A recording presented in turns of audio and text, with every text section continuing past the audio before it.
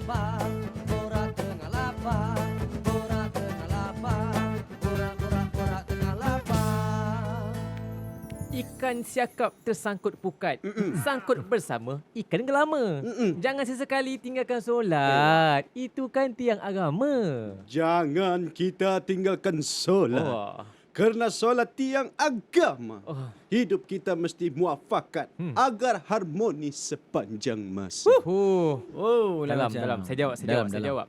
Kapal berlabuh di hujung muara. Hendak membeli beras dan gula.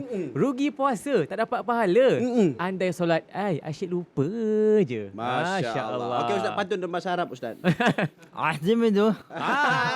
Betul. Assalamualaikum warahmatullahi wabarakatuh. Ya, Assalamualaikum warahmatullahi wabarakatuh. Kita kembali lagi untuk Borak Tengah Lapar hari yang keempat di bulan Ramadan hari ini. Kita masih bersama dengan Piyu Amin dan Alhamdulillah. juga Atu Zero Ya. yang berbaju kotak-kotak hari ini. Ya. Nak main chess gitu. Bukan majes. Apa Saya itu? nak bagi tahu yang beli ni free gift tu. Dapat Dapat beri gift. Jangan risau. Iyalah, Okey Ustaz Piyu. jalan. Ya. Okeylah, baiklah Ustaz. Atu. Baik. Jadi macam bila kita berpuasa ni, Ya. tak dapat dinafikan. Dalam fikiran asyik ingat makanan je. Betul. Jadi macam Atu dan juga Ustaz, apa Ya. agaknya juadah istimewa macam setiap kali Ramadan je pasti akan dicari. Ya. Ustaz, Ustaz unta dulu. golek. Ya, ada nampak cili ya. Try. Apa tadi soalannya? Juadah yang kita akan cari lah. masa Ramadan. Juadah yang saya akan cari kalau bulan puasa ni saya suka chow kway teow. Ustaz orang Penang ke? Tak ada. Oh, tak, Saya bukan. memang kalau dapat tu je kira dah kenyang lah sampai malam. Sampai esok pun okey. Okey. Tapi tak boleh beli yang macam dah lama sangat. Ya. Dia kena ada kuah-kuah dia sikit. Baik, Udang dia begitu-begitu. Ini ular Ustaz. Mana ada udang Oh, begini. silap. Dia Okey, Atu fresh. pula. Kalau saya juadah, saya simpan saja. Berbuka kurma, sahur pun kurma. Okey, memang kurma aja ya. Kurma, ayam masak kurma, unta masak kurma. daging kurma. Kena kita Ustaz. Kena. Kita kena dengan kita ya. Okey, jadi untuk hari ni macam biasa tu. Ya, kita punya topik memang santai-santai saja. Tapi untuk yang tengah bawa kereta, yang memandu, yang bekerja, selamat bekerja kami ucapkan. Yang paling penting, sambil-sambil bekerja, fokus. Ya. Kita punya topik kali ini memang orang cakap, memang kena dengan kita lah. Betul. Apa dia punya topik itu? Ya, topik kita hari keempat ini nak tanya dekat Ustaz Amin kita ni, iaitu mengenai solat yang sempurna. Alhamdulillah. Jadi Ustaz mungkin Ustaz boleh kongsikan secara amnya lah ya. Orang kata kewajipan kita untuk menunaikan solat yang sempurna ni Ustaz. Silakan. Baik, sebut pasal solat ni kan, dia perkara pertama yang Allah Ta'ala akan tanya kepada kita adalah solat. Ya. Jadi dalam banyak-banyak benda yang kita kejar, rupanya benda tu bukanlah perkara pertama. Mungkin perkara ke-5, 6, 10, 100 kan yang akan ditanya. Tapi perkara pertama yang Allah Ta'ala akan tanya pada kita adalah berkaitan dengan solat kita, semayang kita. Sebab itu bila cakap pasal solat ni, dia bukanlah nak kata sentimental sangat. Tapi dia benda yang wajib. Betul. Kalau kita kata perut kita perlukan makanan, Ya. kita kata kita perlu berkahwin untuk melengkapkan kehidupan kita. Ya. Bahkan solat tu dia satu benda yang bukan sekadar semayang aja, Okey. tapi dia hutang kita, tanggungjawab kita kepada Allah Subhanahu Wa Taala. Kita kena langsai kan lah. Betul tak? InsyaAllah sebelum kita masuk ke kubur, apa yang solat yang kita tinggal, kita kena kodok tu. Ya, kena qada. Lepas tu kalau sebagai ulama sebut semayang tarawih tu kan 2 rakaat. Betul. Kita boleh buat qada subuh. Maknanya bila imam tu angkat takbir, dia baca niat tarawih. Kita kat belakang, kita boleh niat untuk qada waktu subuh kita. Mungkin ada di kalangan kita yang tertinggal waktu solat subuh sebagainya. Jadi dia boleh niat untuk qada subuh walaupun di belakang imam yang sembahyang sunat tarawih. Jadi dia boleh ambil kesempatan lah. Siapa yang dengar ni, sebenarnya baru tahu, sebenarnya banyak kali dah disebutkan sebelum ni oleh baru tahu para lah. ulama kita. Jadi kalau siapa yang nak ambil kesempatan untuk qada subuh waktu solat sunat tarawih, boleh dipersilakan. InsyaAllah. Jadi bercakap pasal solat ni, Ya. kadang-kadang ada orang ni puasa, solatnya memang ke laut. Ya betul, jauh ada- sangat ke laut. Awak orang laut kan? Ya, saya orang laut. Lepas tu ada yang puasanya penuh, memang tak pernah tinggal. Puasa tak pernah tinggal, sedekah. Tapi solat dia kadang-kadang dia mengelat sikit. Ustaz. Ya. Jadi adakah akan mengganggu ibadah-ibadah lain? Ataupun dia just saya solat, tunggu time saya solat. Kalau tak saya puasa, saya kena puasa juga. Dia solat ni mudah kita kata kunci lah. Kunci kepada segala kebaikan. Mana kalau kita buat baik, tapi kebaikan tu tak masuk dalam guni dia, tak masuk dalam bilik dia. Maknanya sia-sialah dia berada di luar saja. Memang kita buat semayang, sedekah, buat baik dengan orang. Tapi bila tak semayang, tak solat, makna kata kita tak buka lah pintu untuk menyimpan segala kebaikan tu. Jadi letak di mana kebaikan tu? Tak tahu. Kalau kita fikir logik, kita nak letak kebaikan kita kat mana? Betul. Dia mesti solat itu satu guni yang besar dan kuncinya di atas sekali iaitu solat 5 waktu. Bila dah dibuka barulah segala kebaikan boleh duduk dalam tu. Kalau tak solat, mana segala kebaikan tadi duduk di luar dan tak dikira sebagai pahala kebajikan. Allahu Akbar. Dia pentingnya solat tu untuk masih kebaikan lain pun diterima juga Ustaz. Ya, betul. Dan sekarang kita nak berehat seketika Ustaz. Baik. Macam biasalah kita nak dengarkan persembahan Katira Band. Katira. Ya, dengan Ayo, lagu Katira. mereka. Dia. Silakan.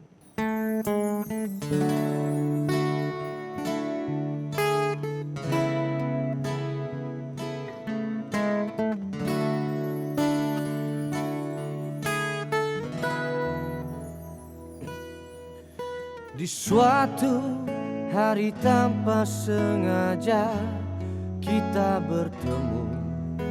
Aku yang pernah terluka kembali mengenal cinta. Hati ini kembali temukan senyum yang hilang. Semua itu karena dia.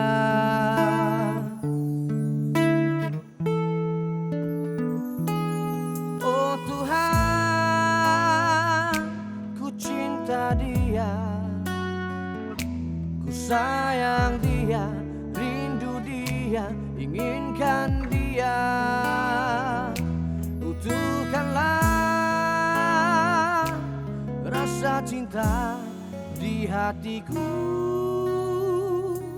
hanya padanya, untuk dia.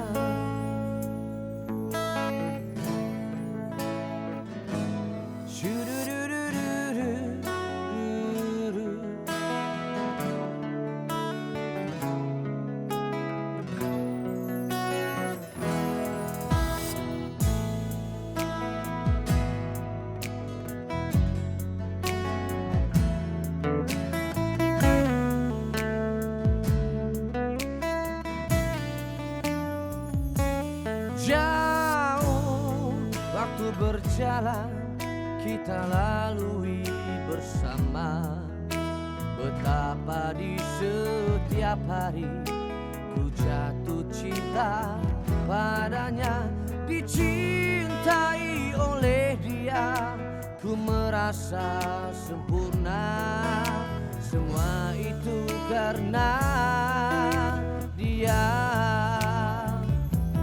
Oh Tuhan, ku cinta dia, ku sayang dia, rindu dia, inginkan dia. Butuhkanlah rasa cinta di hatiku, hanya padanya, untuk dia. Oh Tuhan, ku cinta dia, ku sayang dia, rindu dia, inginkan dia. Butuhkanlah rasa cinta di hatiku,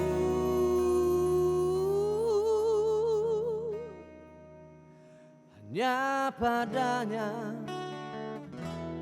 untuk dia,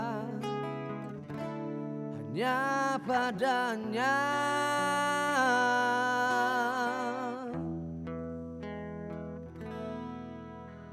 untuk dia.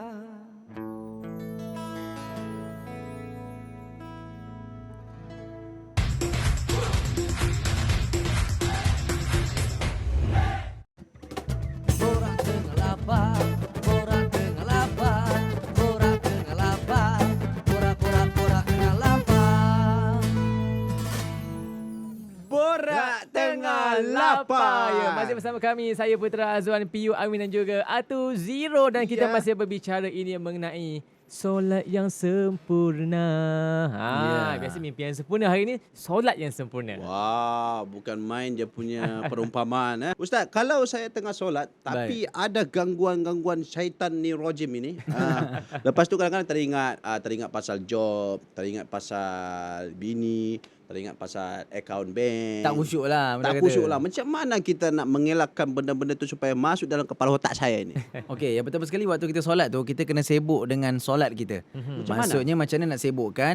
Paling tidak kita boleh memahami setiap butir kata dan bacaan kita dalam solat. Maknanya Al-Fatihah tu kita tahu maksud dia, kita tahu maksud bacaan rukuk, maksud bacaan sujud. Jadi kepala kita fokus untuk baca dan kita terjemahkan perlahan demi perlahan. So ketika kepala kita disibukkan dan ditujukan kepada perkataan ataupun memahami sesuatu perkara, insya-Allah kita akan fokus dan dapat khusyuk itu.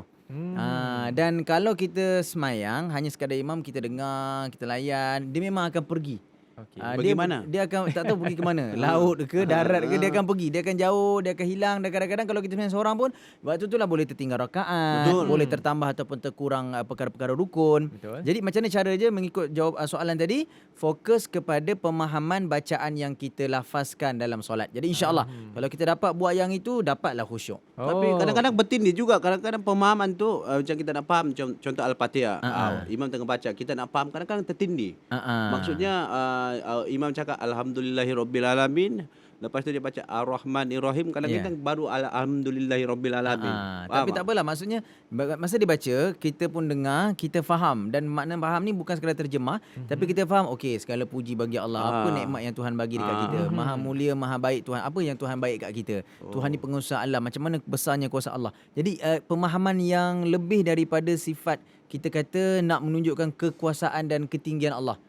Jadi kat situ kita akan fokus. Hebatnya. So kita akan jadi fokus lah tentang solat tu. Saya pernah buat macam tu, fokus. Saya baru dekat pertama, yang lain dah habis Dah habis.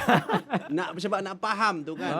Lain macam tu kan. Yang masa betul dia tu, Lain macam tu. Tapi tak apa. Tak apa, kita belajar-belajar lah. Belajar-belajar. Sikit. InsyaAllah boleh tu. Alah, Azwan Sama-sama kau kita. jangan tekan-tekan saya. Tak ada saya pula. Sama-sama lah. Sama-sama. Sama-sama. Jadi Ustaz, ada juga Ustaz yang orang dia mungkin tak sihat kan, ada yang sakit kan, tapi dia masih nak, orang kata nak solat yang sempurna ni. Mungkin Ustaz boleh kongsikan antara hukum dan juga kaedah untuk solat Betul. bagi orang yang sakit ni Ustaz. Betul. Bagi orang yang sakit, mana solat kita ni kalau boleh berdiri, Okey. tak boleh berdiri duduk, tak boleh duduk kita boleh baring, tak boleh baring solat dalam hati. Kalau tak boleh juga solat dalam hati, maknanya innalillahi wa inna ilaihi raji'un. Dah habis lah tu. Tak ada kan? lah. Dah tak payah Dah tak semayang ada dah lah. lah. Jadi bagi orang yang sakit, tengoklah kalau dia tak boleh berdiri, boleh duduk. Tak boleh duduk, dia boleh dalam keadaan berbaring. Tak boleh baring, dia boleh dalam keadaan solat dalam hati saja. Ataupun dengan menggerakkan isyarat mata dia. Macam mana nak buat Ustaz? Maksudnya macam berdiri besar, kalau kecil sampai buka sujud tutup balik, ini besar balik. Jadi mengikut kadar kemampuan dia. Mana kalau hati dia dan mata tu isyarat lagi lah. Mana hati ni yang paling terakhir. Dia duduk macam orang stroke, dah tak boleh nak buat apa kan. Tapi dia boleh solat lagi. Makna kata dalam keadaan kalau dia nak solat, kita boleh solatkan, kita boleh wudukkan dia dan dia boleh solat. Kita bisikkan kat telinga dia, boleh solat dengan hati. Cara macam mana? Okey, kita menganggarkan dan membayangkan keadaan solat itu. Mana lepas tanggungjawab dia. Jadi kita boleh buat. Makna kata kalau orang yang dalam keadaan sakit sangat dan dia boleh buat jamak. Dia nak buat jamak, dia nak buat qasar dan juga jamak 2 rakaat. Ya. Oh boleh? Dalam keadaan darurat, musafir ataupun orang yang kerja terpaksa mengharungi masa-masa yang padat. Begitu juga orang yang sakit. Dia nak duduk dalam keadaan dia nak main jamak pun tak ada masalah. Janji laksanakan solat dalam apa jua keadaan, dibolehkan. Maksudnya tak ada alasan nak tinggalkan. Tak ada alasan nak tinggalkan solat. Kecuali kau dah tinggalkan dunia ni lah. Kecuali tinggalkan dunia ni lah. Innalillahi wa inna ilaihi raji'un. Okey, jadi Ustaz, kita nak sentuh juga tadi Ustaz bagi tentang lupa rakaat Ustaz kan. Ya, betul. Ada kata kita lupa. Adakah kita nak kena berhenti ke ataupun kita ikut je yakin je dah berapa rakaat kita lakukan? Betul. Biasanya bila kita dalam keadaan terlupa rakaat, makna kita rasa kita dah melebihi ataupun terkurang. Jadi balik masa kita kejap lagi kita nak tahu kita nak masuk rakaat yang keberapa ni kan. Just kita tambah 1 rakaat yang terakhir. Kalau kita rasa kita dah terlebih ataupun terkurang. Tapi kalau kita rasa kita kurang sangat, kita boleh fokus balik, kita tengok kita dekat bahagian mana. Dan selepas daripada itu, selepas bagi salam, kita sujud lagi, kita baca sujud sahwi. Nak baca apa? Ada bacaan dia, tapi kalau tak tahu sangat, kita boleh baca bacaan tasbih ketika sujud biasa. Subhana rabbil a'la wa bihamdi. Orang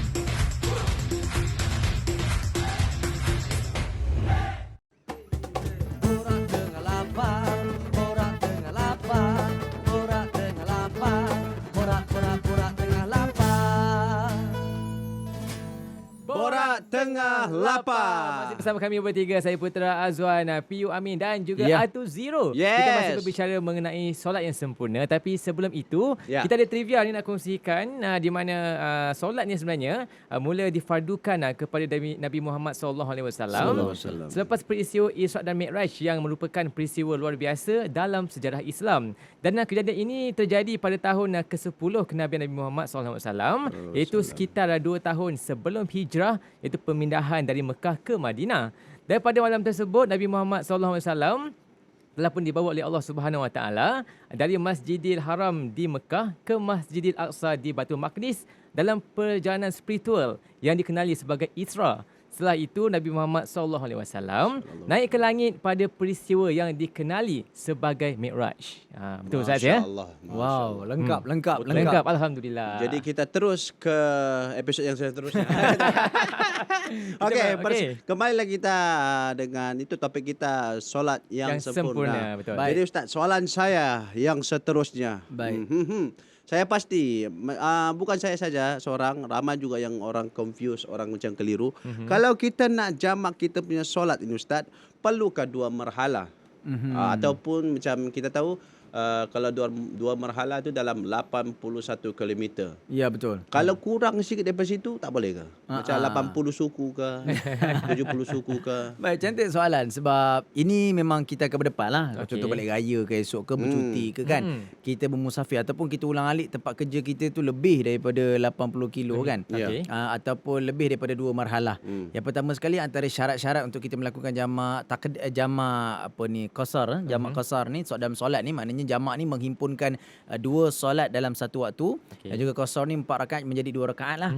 Jadi kita nak buat benda ni, yang pertama syarat dia antara jarak tadi lah, marhalah tadi. Kalau dulu 90, sekarang ni semua jabatan agama dan juga para mufti bersepakat dalam 80 paling kurang, 80 kilometer. Dan yang kedua, tujuan perjalanan baik, dalam keadaan kita pergi tadi tu memang bermusafir. Ke tempat yang kita nak pergi tu bukan tempat yang kita pergi tu tempat yang kita memang tempat tinggal. Maksudnya memang kita keluar daripada tempat kita mustautin ataupun bermukim untuk kita pergi keluar, yang mana tempat itu bukan tempat kita nak tinggal lama. Dalam lebih kurang 3 hari begitu, sebagai mengatakan bawah daripada 5 hari. Kemudian kita bergerak dan teruskan berjalan. Maka di sana boleh untuk kita melaksanakan jamak. Dan syaratnya tadi betul lah, 80 km ke atas, menandakan 2 marhalah, syarat lengkap ataupun syarat sah melaksanakan solat jamak dan qasar. Jadi Ustaz, soalan yang seterusnya juga. Ayo. Soalan daripada saya sendirilah. Okey, baik, jom. Kalau macam kita tengah musafir, tapi setengah orang ni dia tak nak jamak pun, dia nak buat solat macam biasa. Bolehkah tak boleh? Sebab saya ada dengar cakap kita kena qasar juga sebab hadiah daripada Allah. Betul. Kan. Kita kena raikan lah. Macam mana kalau macam tu Ustaz? Baik, jamak qasar ni kita sebut sebagai rukhsah, satu keringanan. Yang pertama, bila sebut rukhsah ni, dia adalah nilai dia. Nilai dia kat situ hadiah, Tuhan bagi keringanan, kemudahan kepada kita. Tapi ada orang yang nak buat sembahyang tamam juga. Maka solat dia sah macam biasa, tak ada masalah. Tak ada kata kalau dia buat sembahyang tamam, contohnya patut dia buat jamak kan. 4 rakaat dia buat asar, lepas tu dia tunggu zuhur, lepas tu kejap lagi tunggu asar, dia buat 4 rakaat pula. Maghrib pun macam tu, 3 rakaat, lepas tu dia tunggu maghrib, dia buat 4 rakaat, isyak 4 rakaat. Jadi jadi masalah, sah solat dia. Tapi kalau dia buat jamak tadi, maka dia menggunakanlah rukhsah dan keringanan yang Tuhan bagi pada dia. Jadi kita kalau boleh, mana yang Tuhan nak bagi sebagai hadiah tu kita boleh pakai, kita gunakan. Sebab itu antara satu kurniaan kepada kita. Supaya kita rasa manis dan nikmatnya beragama ni. Masya-Allah. Alhamdulillah. Jadi kalau dah boleh Allah bagi kita hadiah tu, kita gunakanlah. Kan? Macam sekarang ni kita pun nak gunakan bank kita juga. Kita nak bersama mereka untuk persembahan seterusnya. Jom bersama dengan Katira Band, Kau Ilhamku.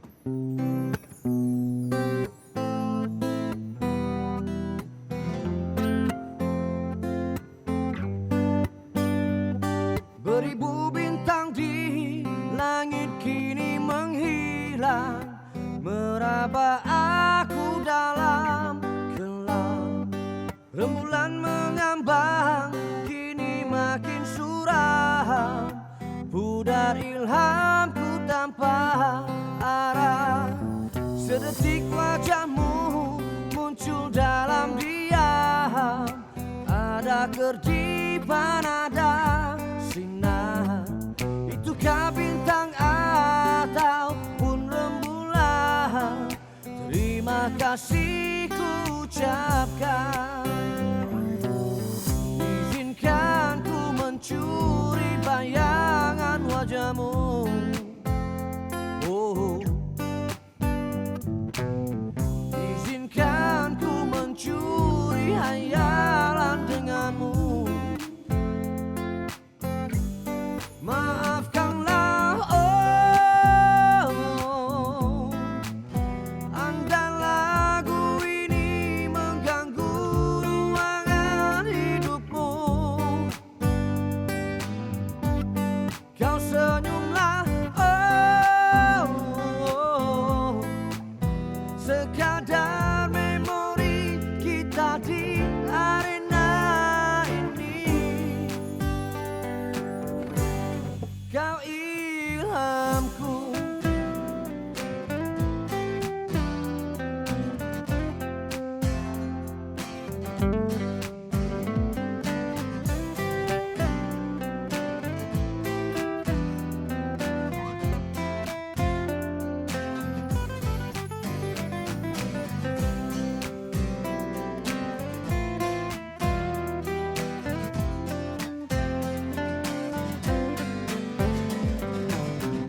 Izinkan ku mencuri bayangan wajahmu. Oh, izinkan ku mencuri hayalan denganmu. Maafkanlah, oh, andai lagu ini mengganggu ruangan hidupmu. Kau senyumlah, oh, sekadar memori kita di arena ini. Kau ilhamku.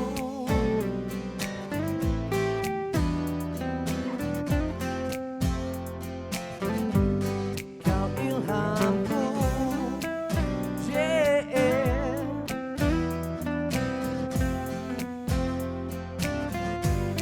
Kau ilhamku. Kejap je kan masa berlalu. Kejap je dah Kejap habis, sangatlah. Ha, Dia kan? selalu benda-benda baik ni dia akan terasa kejap. Ya, Ah, betul. Kecuali kalau benda-benda jahat ni kadang-kadang kita rasa lama. Ya ke? Alhamdulillah. Alhamdulillah. Betul kata betul. Betul. Betul. Jadi Ustaz Amin, mungkin Ustaz boleh simpulkan topik kita hari ini mengenai solat yang sempurna ni Ustaz. Okey, sebenarnya macam kita sebutkan tadi lah pada Ya, awal kan, betul. kesimpulannya makna solat tu benda pertama yang akan ditanya. Ya. Dan beban yang Allah Ta'ala turunkan pada kita ni sebenarnya salah satu tanggungjawab sebab Tuhan bagi kita banyak benda percuma. Betul Ustaz. Nafas kita, nikmat Allah, hidup, nikmat rasa, Allah. nikmat umur, semua yang diberikan tu percuma. Jadi kita nak balas dengan apa kan? Kita nak bagi balik pada Tuhan apa, kita pun lemah, kita hamba. Betul, Ustaz. Jadi dengan cara kita menyempurnakan solat. Tak banyak pun kalau Isra Mi'raj tu 50 waktu, Ya. tapi dikurangkan jadi 5 waktu je. Masya Subuh, Zuhur, Asar, Maghrib, Isyak kan. 2, 4, 4, 3, 4 lah. Betul. Itu nombor kontak kita untuk bergerak Ah. masuk syurga Allah. Dan sebenarnya bukan cakap pasal solat tak solat je. Orang yang solat pun fawailul lil musallin. Allah Taala sebut, maka celakalah orang yang solat. Uish, takut kita sebab apa? Dia alladzina hum fi salatihim sahun. Dia mempermain-main dan memperlambat-lambatkan solat. Bayangkan, dia bukan cerita pasal orang solat tak solat tau. Orang yang solat pun dia boleh dikenakan azab oleh Allah kerana solatnya yang tak sempurna. Jangan kata orang tak solat lagi ni. Jadi Banda kata kalau itu pun jangan tak solat. Ke tepi. Saya buang. Dia buang. Ustaz buang. Mana kata bukan pasal orang solat tak solat je. Orang solat dan orang yang solat tapi dia memperemehkan solat dia. Masya Allah. Itu isu dia. Jadi kalau kata orang tak solat tu dia jauh lagi perbincangan dan juga perjalanan dia. Tapi tak apa, kita ajak balik. Dan bulan puasa ni bulan memang kita hidupkan suasana solat. Tengok Betul. tarawih. Ya. Betul. Tarawih tak ada masa raya. Ya Ustaz. Syaban Rejab tak ada, memang Tak ada. tarawih. Jadi memang bulan puasa tu kita macam orang tengok orang lain semayang ramai, kita pun semayang. Sekarang ni ada semayang subuh macam Jumaat. Betul. Jadi macam vibe subuh pagi-pagi tu dah gempak lah. Kita Betul. join lah. InsyaAllah Ustaz. Dan tak ada orang pun cakap, kau ni sebelum tak pernah datang pun tiba-tiba pun nak datang. Tak ada dah. Itu Tak ada. dulu. Betul. Sekarang siapa datang kita raikan. Welcome. InsyaAllah. Welcome to to the masjid. paradise. InsyaAllah Ustaz. Amin. Amin. Ini Ustaz Amin.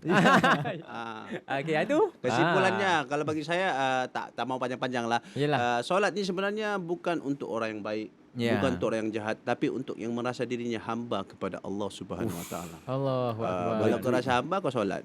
Kalau kau tak rasa, kau pergilah di tempat lain lah. Tempat lain itu jangan tanya saya ke mana. Itu sajalah kesimpulannya. Itu kesimpulannya Betul. Chan. Jadi untuk kita yang sihat tubuh badan ni, tak ada InsyaAllah. sebab untuk kita meninggalkan solat Ustaz. Betul, ya. betul, Kita cuba betul. dapatkan solat yang sempurna dan juga kita InsyaAllah. doakan agar kita dan juga keturunan kita Amin. dipermudahkan untuk menunaikan solat fardu di awal waktu Ustaz. Amin, Betul. di awal Itu waktu. lebih baik. Sebab Ustaz kata kalau kita lambat-lambat pun dia Ada problem juga. Masalah juga, ada Ustaz, problem ya? juga.